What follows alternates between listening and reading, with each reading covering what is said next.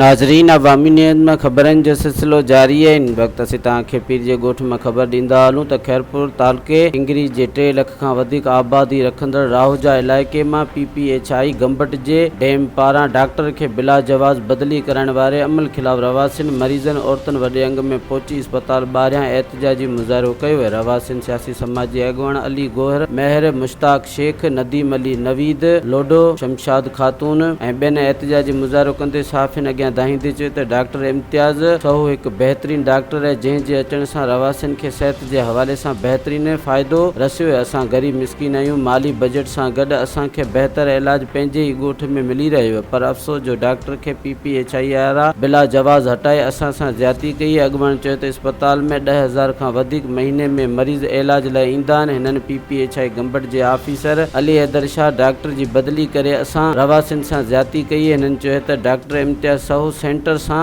महिनत करे गुलकारी पिण कई, जॾहिं त मरीज़नि सां बहितर रवैयो पिण रखियो आहे। टेस्टनि जे पढ़ण ऐं मुख़्तलिफ़ बीमारियुनि, शुगर, टाइफाइड समेत ॿियनि बीमारियुनि जो बहितरीन डॉक्टर आहे। खेसि फिलफोर राहुजा सेंटर ते वापसि कयो वञे, ॿी सूरत में एहतजाज जो दायरो वधायो वेंदो। मज़ीद खबरों और तफसीलात के लिए विजिट करें हमारी वेबसाइट www.awamiNewsHD.com।